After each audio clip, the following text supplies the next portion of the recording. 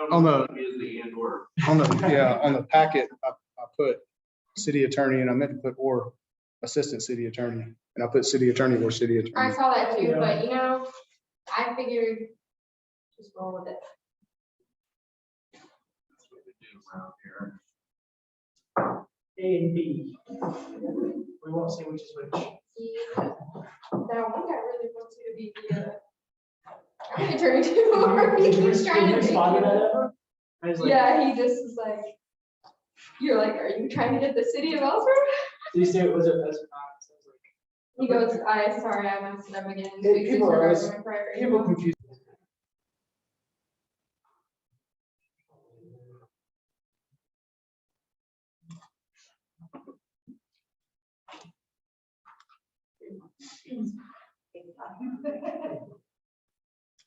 All right, it is 5:30.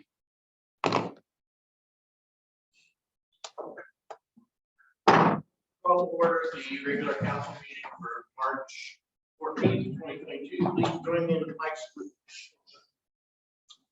Pledge Allegiance to the flag of the United States of America and to the republic for which it stands, one nation, under God, indivisible, with liberty and justice for all.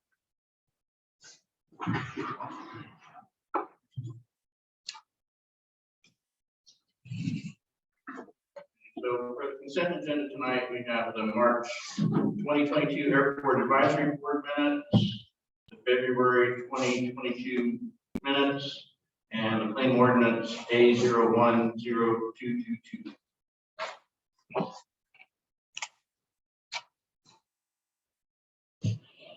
There was on the minutes on February 15th, Brittany, that Mark Kennedy's name is on there. Still. Yeah, it's, I'll mine try to it is. get it. Okay, yeah, I just happened Yeah. to see that, yeah. He was on there last time too. We can't figure out how to get him Okay, extracted.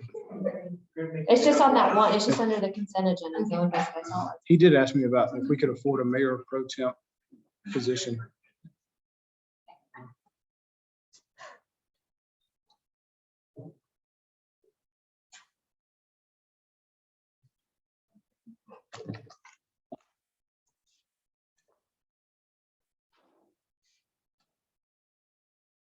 Make a motion to approve the March 2022 Airport Advisory Board minutes, the February 2022 minutes approval, and claim warrants A01-0222.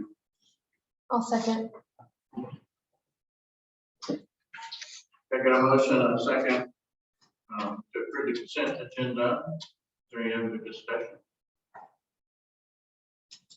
If not, all those in favor say aye. Aye.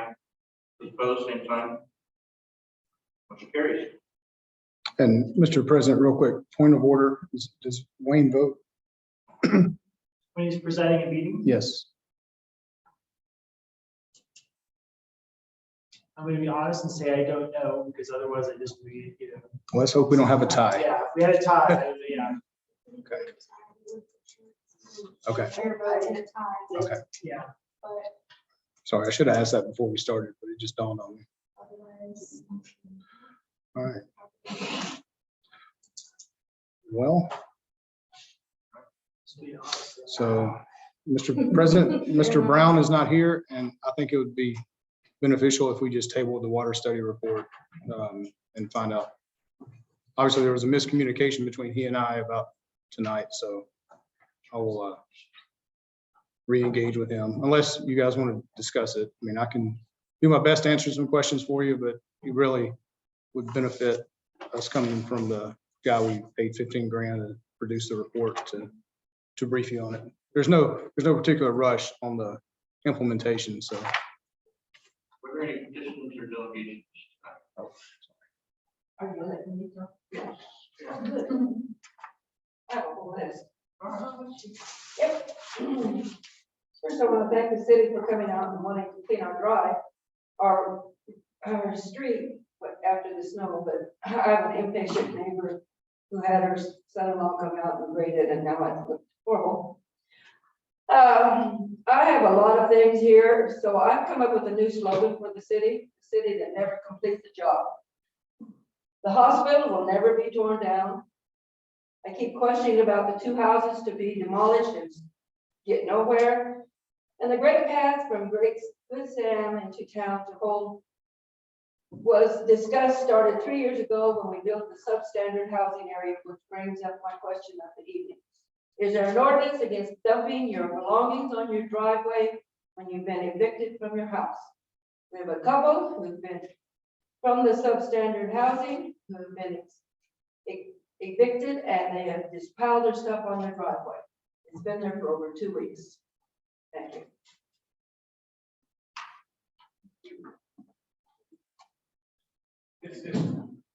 Go ahead. Yes, Chief. I guess, not knowing the complete nature of the items that are placed in the driveway, I don't have a complete firm answer on that. The short of it is, no, you cannot have household goods in your yard. That's the short. It's their bed, a dresser, and basketball goal. Okay, and again, not knowing the totality of all the circumstances of why they're there and everything. That is certainly something I will address with tomorrow, with our code enforcement officer, and have him look into it and dive deeper into it. Again, the very short answer is no, you cannot. So what happens if they don't move it? They're gone, I think. Yeah, well, the Pardon me? the summons goes to the property owner. So, Okay, does it go to the people that built those houses? yes, which is the property, that's the property, because all those are rentals. So we go to the landlord, and his name's escaping me, Gary something, but that's who the citation would go to. And then, So when they see that garbage there forever? No, our general order would work through, the tenant would be summoned and the owner would be summoned. At that point, they are given 10 days upon notice. If it's not done, then the city would take the appropriate action and permanently remove the items at said cost. That would be turned over back to them via their taxes. Right, thank you. Any other petitions or delegations? Not, we'll go into unfinished business with item B, Carmichael project updates. Standing here, all right? yeah, that's good. Good evening, everybody. I feel obligated maybe to skip down my agenda and get to the path, because you asked about the situation with the path from Good Sam to town. It is a federal aid project, so we're obligated to follow the schedule that KDOT put out for us. Generally, that's an 18-month to 2-year design process and then 6 months of construction. So it does take up to 3 years to get the project done. With difficulties obtaining some of the right-of-way for the original plan, the city had us, Michael, redesign part of the project. We actually turned those redesigned plans into KDOT February 22nd. Because it's taken a different path, KDOT has to redo some of the environmental screening because that area that is going on now is not screened for environmental. It's right next to the Highway 14. I don't foresee that there's going to be any issues, but that's part of the hoops they got to jump through. Because it's following a new path for part of the distance, we're going to have to do another field meeting with KDOT to review the plans in the field. That would probably occur in April, I would say, at this point in time. Once we get that meeting done, then we can go through with final plans, which probably will take another 3 to 4 months. And I would anticipate the project would get bid to construction this fall or even this winter of 2022 and go into construction in 2023. So it is 2023 construction, most likely at this point.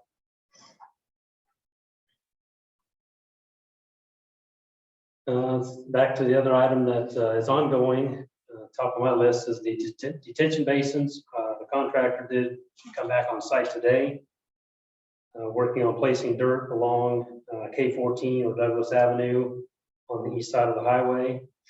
If you recall, we encountered some rock that was unforeseen, unanticipated along there. Michael redesigned the slopes of the going into the basin so that we can leave the rock there and then we cover the soil.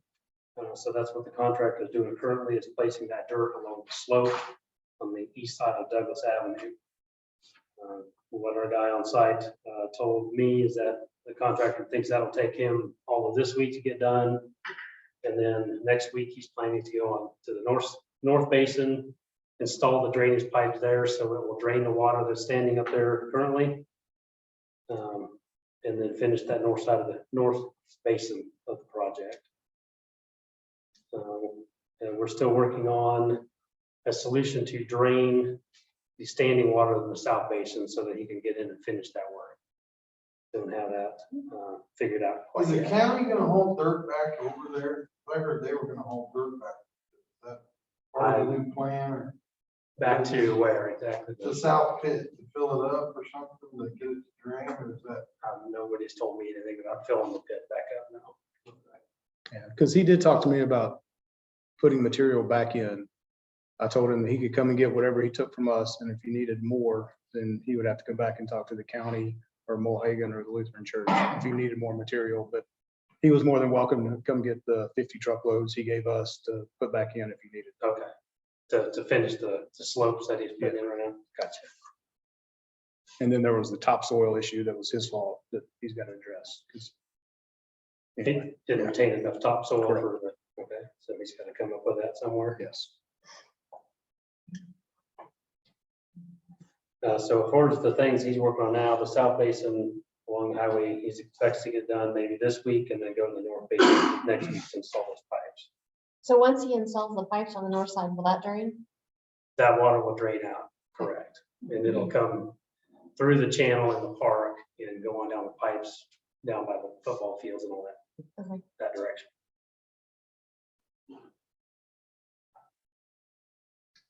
Next project to report upon are the turn lanes.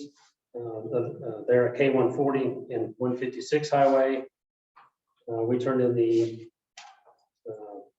final plans for that project on February 9th to KDOT. So KDOT will review those, give us comments, and then we'll work on finalizing.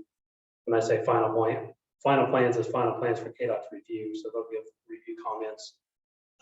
And they said it's been scheduled for the June letting. So we anticipate that it would get built yet this year, probably later in the summer. KDOT in February opened bids on the turn lane project down at the K-14 junction south of town. And they did award the bid to Venture Corporation out of Great Bend for just over $1.3 million. And I didn't write down when the latest start date on that project was. I don't know when they might start, but I can follow up with KDOT and see if they've gotten any tentative information from Venture when they may start that project. But it's scheduled to get done this year. So hopefully that'll time out well with the turn lanes at 140. If we've already got a contractor planning to be here, that can maybe provide the city some savings on mobilizing their equipment here to town and provide some benefits there. And just so everybody's tracking, the red bullet under that item, that's an entirely KDOT project. He just put that in for reference. So we have an idea of the start time and the cost estimate, or the actual cost versus what the engineer estimate had originally been. Yeah, good point. Yeah, that project was outside of anything to do with the city.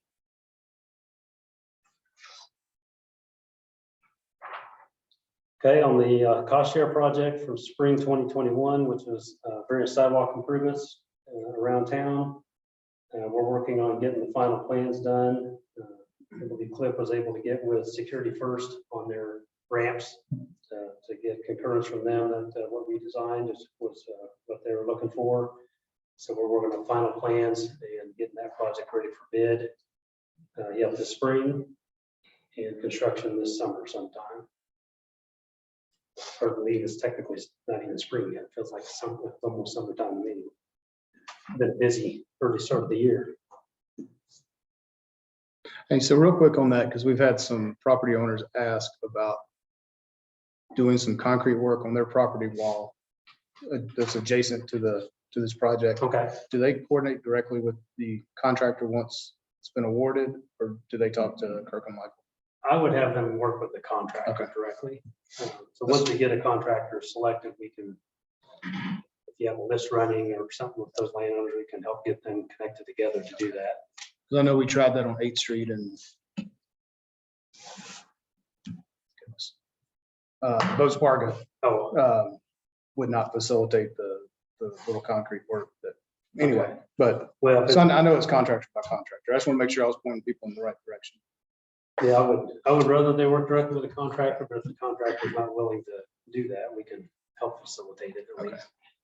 But and having a middleman usually just slows things down. Probably.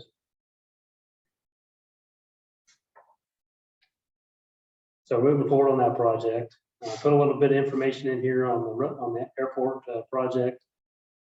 So the contractor, Cost Construction, got started on that project again at the end of February.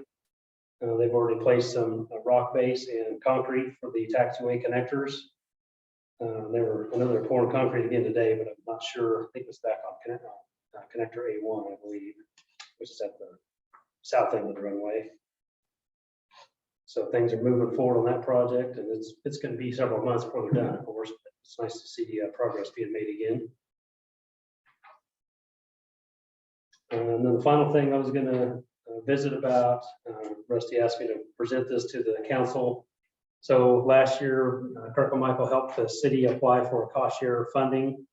Did not get selected to construct the O'Donnell extension, which would be from the entrance that was built off of K14, just north of 140, and then going east towards the hospital to connect that open section of field there with O'Donnell Street. With the council's concurrence, we would submit that again for cost share funding. The applications are due Thursday to KDOT. So I went in and revised the cost estimate that we did last year. Costs are going up, as you probably all noticed on certain things. And certainly the construction industry is not immune from that.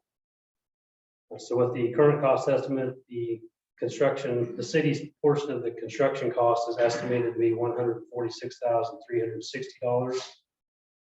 We had budgeted $40,000 for engineering design and bidding the project, and $70,000 for construction engineering. So the upfront cost, well, the upfront cost would be the engineering design, and then the construction cost would be $146,000. So if the project were awarded funds,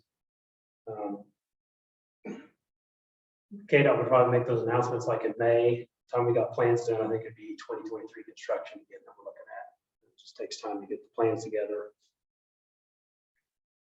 and get bids put together. Yeah, so the reason we put it back on the agenda instead of just reapplying was the cost estimate went up $56,000. Our portion would be about $56,000 more than what you approved back in August or September, whenever the first round was.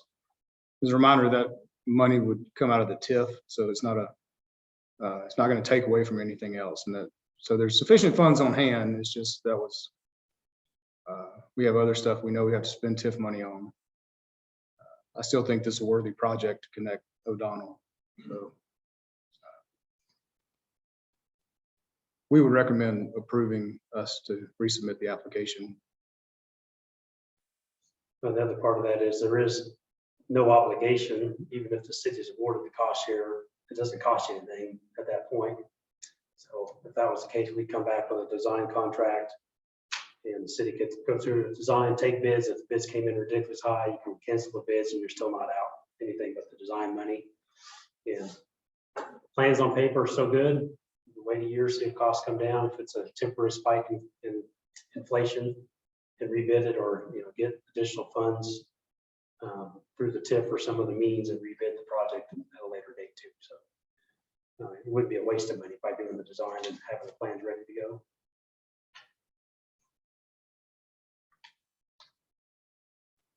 So we would need a motion to approve us to submit the cost share application. So is the 50,000 on top of the 146, or that includes the increase in the? With the Well, 50,000? so yeah, well, it includes that. Okay. So before it was whatever our estimate was plus the 70 plus the 40.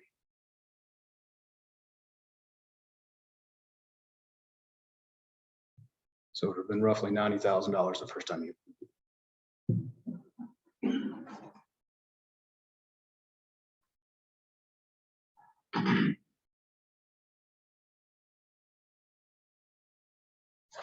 The motion would be to allow Kirk and Michael to submit the cost share application.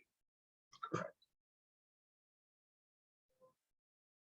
Mr. President, I'll make a motion to let Kurt and Michael do the KDOT spring cost share application. I'll second.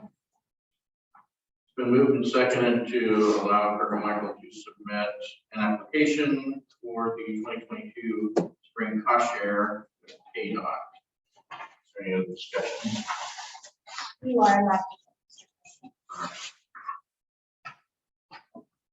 Hearing none, all those in favor say aye. Aye. All opposed, same sign. Motion carries. Okay, that's the conclusion of my report for tonight. Thank you very much. John? Thank you.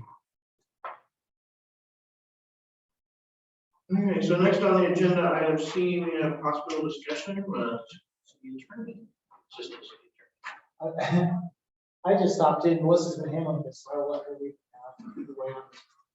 Take it away, Melissa. So I don't even remember what happened last time we talked. I think I had just told you that there was someone that was intending to buy it or had indicated that he thought that he had bought it. After that, we got additional information, and I think maybe you filled in on that they were planning on doing some more paranormal activity rather quickly.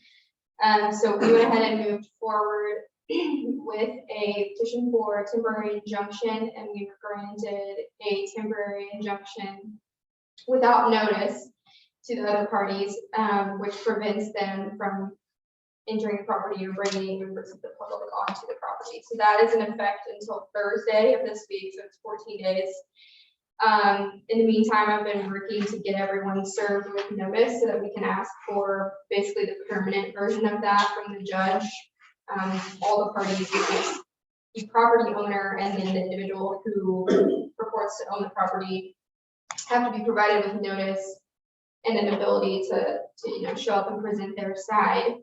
I've heard nothing from the individual who purports to own the property, and all of the social media, YouTube, etc., has been removed with regard to all the stuff that they were doing. I did today receive a phone call from an attorney who's been asked to represent 1883 Investments, which is the property owner. So there may be more to come from that aspect once I speak with him, and they may try to work something out. It will be his goal, but he hadn't had time really to look at the status of anything thus far. So.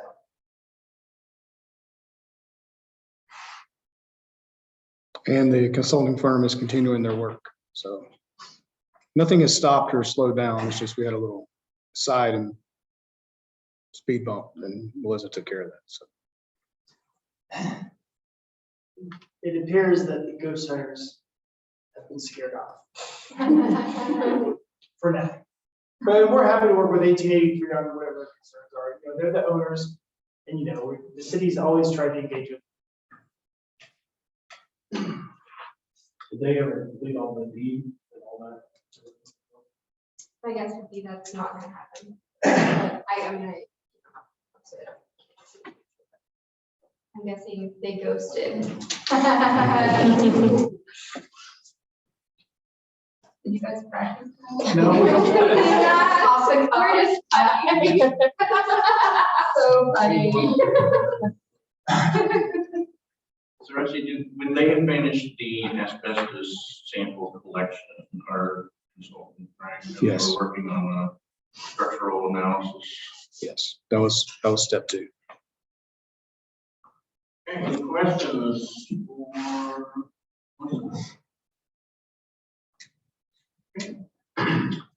Well, we will move on to new business then. So item A is fair board rental.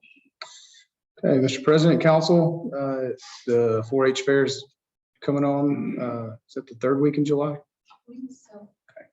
So Anyway, so this is the first year that the rec center is kind of fully operational, and we established a state, local, and school rate for the classroom. We didn't for the entire facility, because we just don't really know how much it's going to cost us to have the fair in there for the year.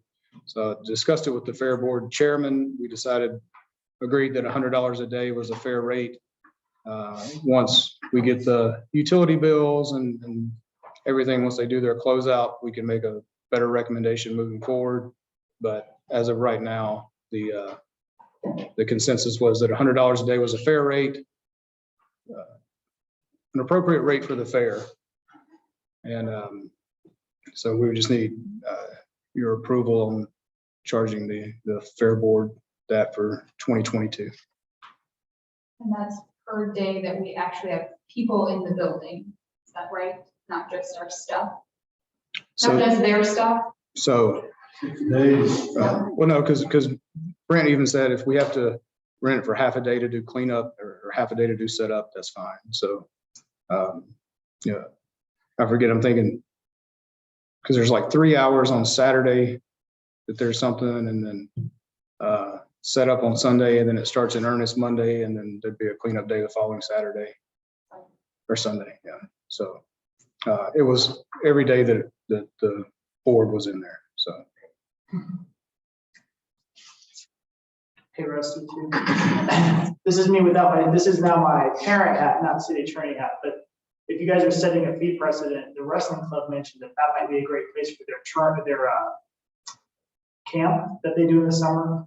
They usually try and squeeze that into high school, but that's a difficult place. So if you guys are kind of setting a fee, I think other organizations might be looking for that as, if this is the cost for 4-H, I don't know that you guys should decide if that's the cost for anyone who wants to use Yeah, it or well, any of these things. Or Yeah. So this is an experimental rate because we don't know what it actually costs to have people in there for an extended period like that. Now that we've got everything up and running. So we have the auction, we have the home show. We have some graduation stuff that probably doesn't equate. And then we'll have the fair. So by the end of the summer, we should have a good idea of actually the operational cost. As it is right now, I think the utility bills have just gone up almost like $800 a month just from the current occupation of the facility. So this will be a good parameter. And then if we do have like a wrestling tournament or something, we can also put that in as data points.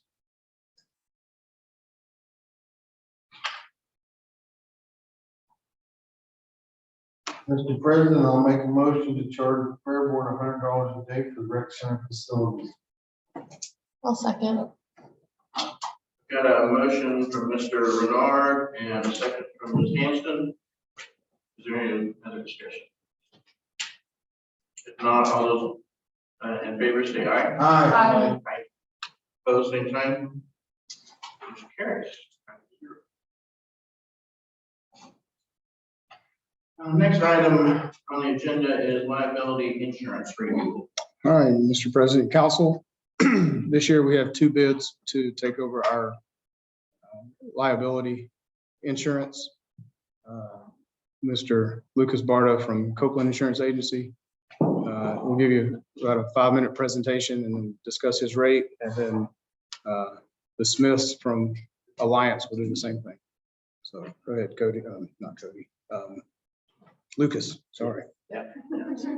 That's right, you're good. Yeah. Well, first off, I want to thank everybody for having me in here tonight. Those who don't know me, my name is Lucas Barta. I'm with Copeland Insurance Agency out of Salina. I grew up here for 18 years. I still consider this place home. So it's an honor to put this together for you guys. So a little bit about my agency. I want to start off with that. We were founded in 1960 by Ed Copeland and his family. Today his son Jay runs the company. We started out with 1 location and 4 companies. Today we have 9 locations, 58 employees with over 100 companies to go to. We've been hitting it hard on the municipalities. We insure Riley, Randolph, Westmoreland, Minneapolis, and Clyde, just to name a few. So what we like about that is we bring our small town values with our big city capabilities for their insurance. Just a little bit about what this town means to me. I can't be more thankful for all the values I learned growing up here in the community in a small town, being nice to everybody. I lived in the city for a couple of years. Doesn't always translate, so. But and then to touch on this, I still got a ton of friends here and family. Many of you may have seen me. I come back in the summer from Inslee Golf, so I am still involved in the community. Even though I don't live here. I'm not here just to be your agent. I'd like to present a long-term partnership to you guys. As you can see with my Hudson proposal, we do have access to other brokers. We also are an EMC agency as well. I'm committed to being involved. If you guys want me to come out for these meetings every month, I'll certainly do that, and then another thing that would be great towards our long-term partnership is claims analysis. Basically, we have a company that go back and check reserves to make sure we're closing up claims as fast as we can. And then my favorite, we do offer a safety training and loss control tool called Succeed. Essentially, it has videos that you can send out to all your different employees on different topics. And once they watch it, it'll send you an email back and then it'll log it in the system. That way you can log all those training hours for OSHA. I'm just here to take pride in my service. These are some of the things I would do if I was the agent on your guys' account. Yearly property evaluations, that's very important nowadays, especially with inflation. And then responsiveness, you guys need to add something or take something off. We want to get that done as quickly as possible. That way money's not being wasted or we're not having the risk of not having insured. And then another thing, I'd like to do thorough quarterly reviews because there's a lot of moving parts with the policy here, and things can slip through the cracks occasionally. So, but I did want to touch on my Hudson proposal. I'm not sure if you guys had a chance to look through it. It is $84,000 for the year.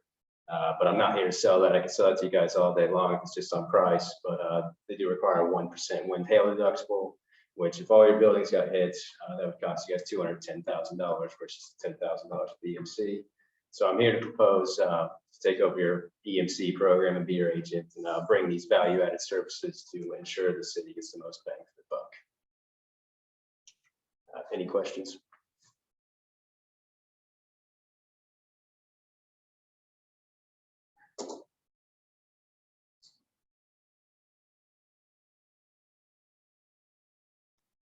All right, thank you.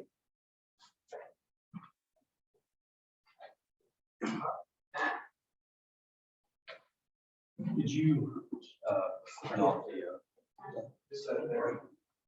Emil, do you have the second one? oh, he's your IT guy too? Huh? He's your IT guy? Yeah. Uh, Save money there. No. Well, I don't know. Depends on what you put up here. I don't have a PowerPoint. I just need the, just click on that breakdown coverage. Word document. Unless you guys want to go through the 140 pages, all that other stuff. Yeah. Tyler's ready to go home. Long day. Well, I'm Cassidy Smith. This is Clancy Smith. We're right here in town. We know, everybody knows us. We went to school with most of you guys. So, again, so we are actually local. Same values that he learned, we learned as well. And when you're looking at, this is just a breakdown of everything. Yeah, he's 84,000, 85,000, 1%. We're 120,000. Same coverages, I would assume. I'm sure you got a copy of our policy and went right off of it. The one thing is, he's proposing to take over the EMC policy. We are actually local here in town. We pay taxes, we do all that fun stuff. We actually meet with the city more than quarterly because Clancy's over here sometimes daily. It's one of those things. EMC's been your guys' insurer since 1984, I believe, somewhere right around that time. If you look down towards the bottom, with being with EMC, if you guys remember last summer, we came out and gave dividend checks. They've gradually been going up each year. That means city's profitable. The coverage is there. EMC's, been in the business long enough. They know what's going on. Hudson, I have no clue who they are. Never heard of them. They are an A-rated company, but I don't know how much they do in Kansas. EMC, when it comes to cities the size of Ellsworth, is pretty much a player in the state of Kansas. They have 400 some cities insured. Loss control. EMC does the same thing. They have loss control. They come out because they want to make sure that everything is correct on your policy as far as keeping the losses down. You guys do a great job. You can't help windstorms. There's just nothing you can do about it. You had just had that windstorm in December. The great day of December 15th, as every insurance agent in the state knows the date. When you look at that, I'm not sure how many buildings got hit. If you go with the wind hail deductible, it's a percentage of 1%, but there's also I don't know their policy, but there's usually a minimum per building. So even though it hits the whole thing, you're gonna have, if you have a building insured for $100,000, they're not gonna charge you $1,000 deductible. There's probably gonna be a minimum of at least 10,000, maybe 25,000. Without seeing their policy, I don't know that. We're flat across the board, doesn't matter how many buildings it is, $10,000 deductible. And all the other bells and whistles that come along with the policy, are right there. We've sat down with Rusty, we went over it. We do a thorough review of it every year. And like you said, yes, the replacement cost is a big thing, especially in the current market, because, if something goes down, you're going to rebuild it. Because we don't want you guys getting yelled at, when it comes down to, hey, why didn't we put that building back up? Because, we didn't have enough insurance. That's not what we're here for. Other than that. So, Cassidy, can you? And also, their Hudson quote is not going to be accurate because they have 6-month-old loss runs. You guys have about $60,000 worth of damage off that hailstorm or windstorm came through in December. So when they get those updated loss runs, it's going to reflect, because your guys' loss ratio right now is 963%. So that's on the property side, that's fairly large. But EMC isn't jumping risk. They know they're in for the long haul. So, they can't help the storms. You guys can't help it. Hail hits Ellsworth every 3 years.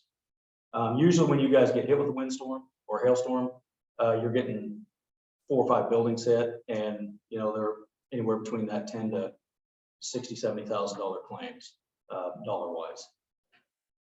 Hey, so what is the difference? Because I gave them the one that you had last week. This one's $8,000 less. What was the reduction? Well, we went back on it. Comes down to it, we gave up commission. So we're getting paid less because you guys took about an $8,000 increase from last year because of the loss ratio. We went back to underwriting saying, hey, they can't help that, and we want to help them out as much as we can, and work with underwriting, and the way to do it is we make less and you guys benefit from it. And in Lucas's defense, he started his quote several months ago before the windstorm. So the data he produced was based on the data that he had received at the time. Next year's could be substantially different. Just curious, and I feel like I should know the answer. Spend a lot of time talking to Lonnie about my own insurance. Can you tell me what linebacker coverage is and what is covered under cyber solutions? Yeah, well, linebacker, that's football. That's right. Yeah, you should know that. Yeah. All the football games. Yeah, you should know that. Perfect. I have no clue why EMC calls it linebacker. What it covers is the council and Rusty on decisions that you guys make on behalf of the city. Your general liability is your operations. If something goes wrong there, you're going to be on that. But this is covering you guys for decisions that are made. Also, in the state of Kansas, you guys are covered under Kansas tort law, which basically states that municipalities cannot be sued for more than $500,000 when it falls under Kansas statute. If it falls outside of that, then sky's the limit. So, you guys do have $1 million underlying on the general liability, which means in the $2 million aggregate, meaning if you get sued today for $1 million, you're not going to be running the rest of the year without insurance. You're going to have another $1 million sitting there, but no more than maximum $1 million they're going to pay. The autos you see, you only have $500,000 there because I'm sure there's an example out there where it could fall into something outside of Kansas tort law, but you'd have to ask Pat on where that's at. There are options. That's not. We ran into it down in Great Bend. We can talk about it, but you don't mean before. Yeah, coverage wise, as far as the liability, you guys do carry a little bit more than, some of our cities do carry. We've got we've got 14 locations in the state. So, we're the same, we're the same amount of employees we're not doing anything different than they're doing for you guys. The only thing is we're right here and you can throw a rock and hit our office or maybe hit Peyton's place, however, depends on how good you throw. Did he answer your cyber question? Yeah, what's covered Oh, under cyber? sorry, under the cyber, you guys have a $500,000 worth of coverage on that. Let me find it. We recently updated that from last. Yeah, last year you guys had, when we renewed the policy, you guys had the base minimum, I think it was 25 or 50,000. We went up to the 500,000. We do have an option. We could go up to $1 million. The cost on that is, right now you're paying 3683, and that's 5603 to take it to $1 million. So it's going to take you about just under $2,300. What does that cover? You really want to know that, don't you? On data compromise, you've got a $500,000 limit there. Response, and I can get you a copy of this. Rusty has it. There's 15 things. Okay, so if somebody breaches your system, Okay. anybody that has information in there, any personal information, social security numbers, all that stuff, they get hacked. Anybody in that system, you guys legally have to provide data or credit monitoring for a year. I don't know what that costs, but I don't know how many people you have in your system. And we're not talking just employees. If you have, local people, any of that stuff, you have credit cards, that you have a credit card machine, anything that gets hacked is going to be covered under the data part. And there, like I said, there's quite a few things on here, but the biggest thing that you worry about on that is, getting hacked. And that's because it's happening all over the place. Big guys can get it, you guys can get it too. We recently had a hack where we had our ACH was compromised, so someone got a hold of it and tried to get us to send $500,000 to a faulty account. That's a way to send it to us.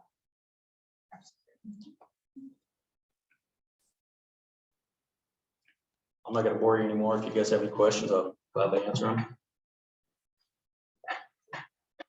You guys look forward to this every year.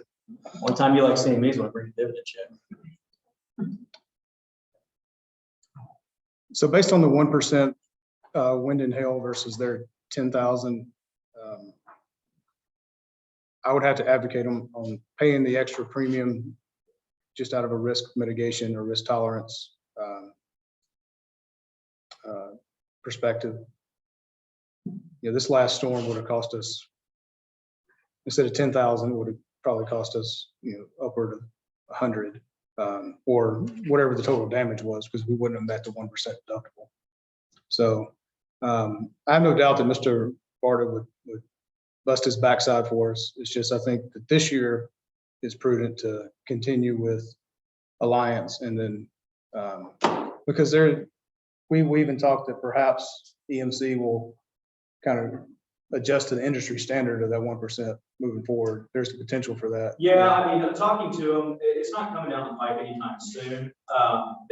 We are seeing a lot of cities, them moving them to a $25,000 wind hail deductible. And if that's something you guys are interested in, we could definitely do that. There are going to be price breaks on that. You're taking on an extra $15,000 of risk when the claim comes through, but it is a flat deductible no matter how many buildings get hit.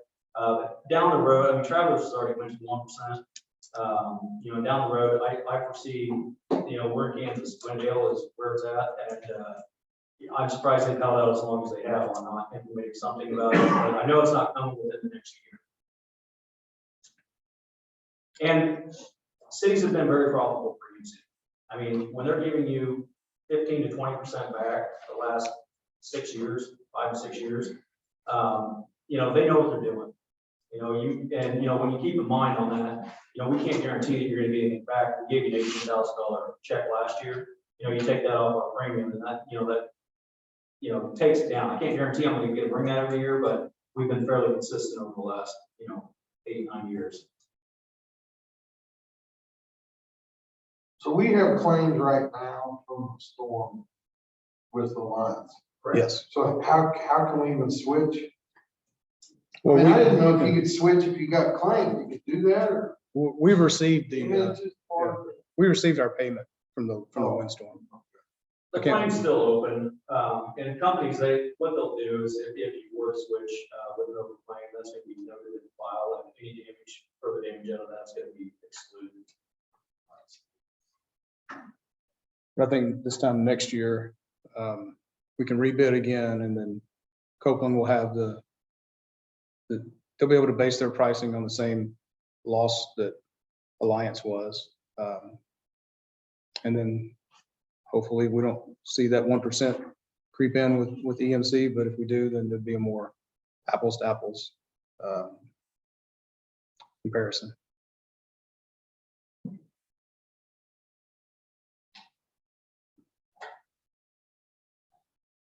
I will tell you that with the, you said it was $2,300 to move from 500,000 to 1 million. It was, or one, yeah, or just, no, just under 2,000. Okay. Because I think it's, I believe, now I may be wrong, but I think the last one that I did was $5,603.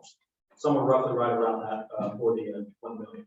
And the bang for your buck on that, especially in today's world, we really pushed for it last year, but you know, going from $660 to $3,600, I mean, that was a big jump. You know, it only takes one. You know, I don't know what you guys have in your system. You would have more of an idea on that. Just keep in mind, I don't, you know, it's probably a couple $100 for each person you have to provide that for. Plus, there's also, I mean, you're gonna provide any, if somebody does get their identity stolen, you have to provide the services to get that corrected. So, I mean, it does get expensive. And that's something we can do after the fact. I mean, you guys mull it over and you renew 4/1. If you don't get it by then, if you decide on 5/1 you want to do it, we can do a midterm endorsement on that, and they'll prorate it out however, whenever we do that.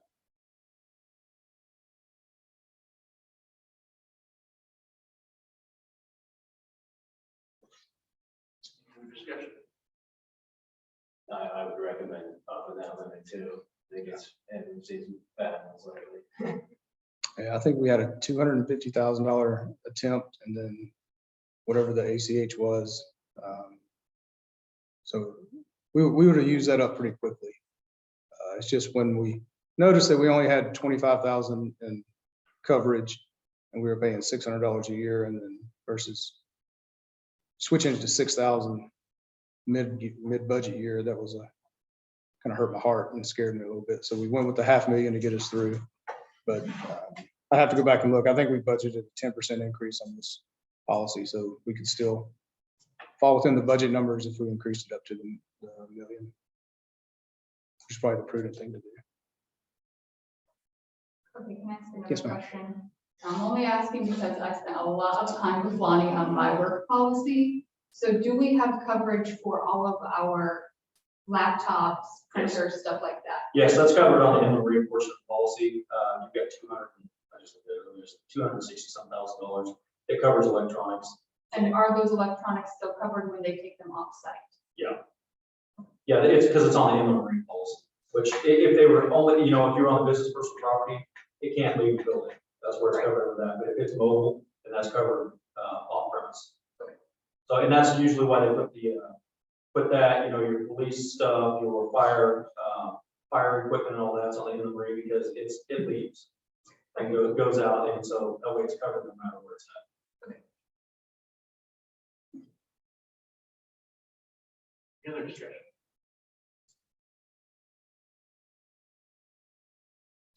All right, would accept the motion.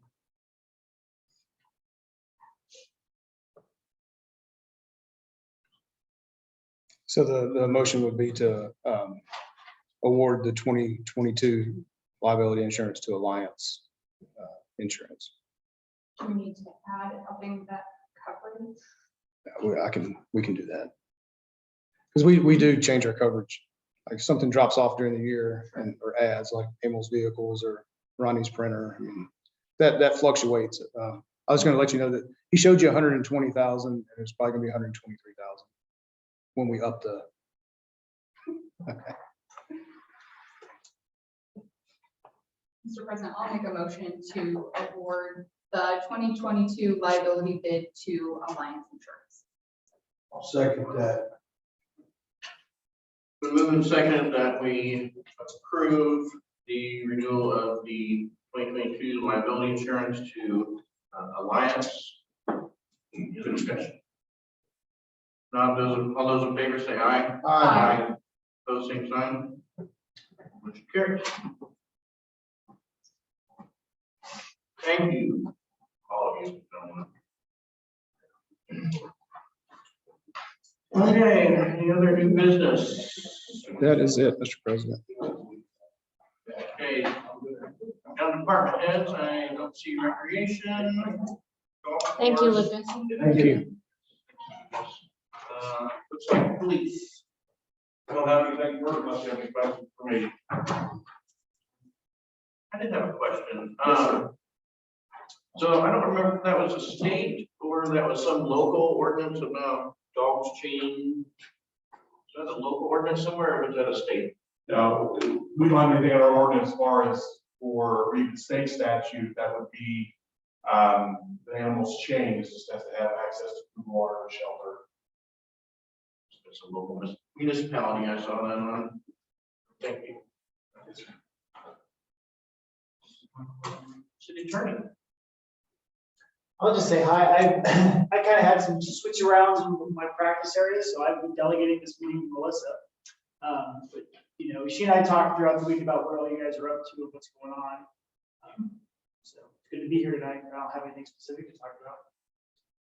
I have something for Tyler. He asked me a couple meetings ago about the, if you could pass an ordinance for sex offenders and how close they were to the school. There is a state statute that prevents counties and cities from doing that, so. But there's no state statute though anymore, right? There's no state that says No, they. so, there's no state requirement on sexual, like sex offenders. But it could be a part of their probation, but it does not have to be anymore. However, the statute is still in place that says that the cities and the counties cannot regulate that. Why can't we? It's our town, right? They can live right by the With the school. legislative- So not to be argumentative, No, is that not something we could use home rule to? We can't use your home rule just on anything. If it's been preempted by the state. Okay. You know, I don't know. I don't want to really get into the policy decisions on it. There were people have to live somewhere, I guess, was the argument against it. I remember when we built the child care center, we had a concerned parent who was like, did the search, which anyone who's concerned can do online, you know, that's available. And they said, oh, there's all these people living close. And I said, you know, look around the city. These people are part of the community. They live everywhere. A lot of times we don't know about them. And if you're concerned about it, look it up, I guess. So. But I don't think the law. City clerk. I don't have much. Angela will be in and out of the office tomorrow if anyone is needing her. She'll be back for us week, and then Callie and I leave for city clerk Wednesday through Friday. Okay, city administrator.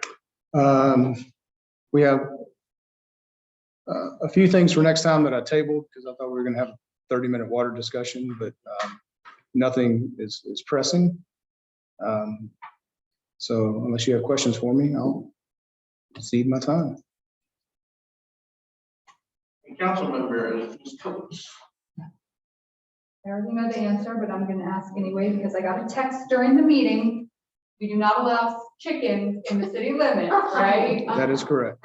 Where's the Facebook line? Yeah. She's gonna ask me again, but no chickens in the city limit. And then Yeah. Facebook post. Just to make that clear for I- everyone. Filtered pretty heavy on Facebook right now, because of Junction City. Okay. But yes, I did have a lady 2 weeks ago ask me that, and she said, I'm very upset, but my husband is very happy. So, That might be the same. yeah. There's also chicken food one around. Chick days at work ones that I'll be looking at them.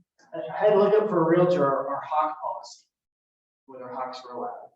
Like, if they're, anyway, Are they? I think if they're contained properly. I think there was one that's measured. I think if you do it if they're properly cared for and. Anyway, we have a lot of discretion on our animal ordinances. We have power there.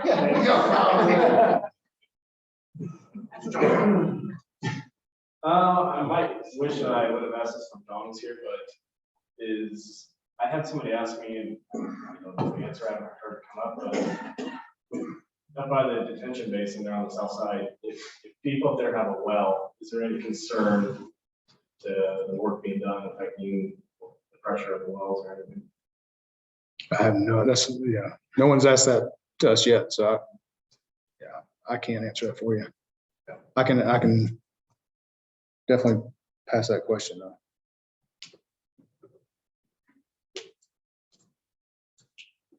I had the same response. Yeah.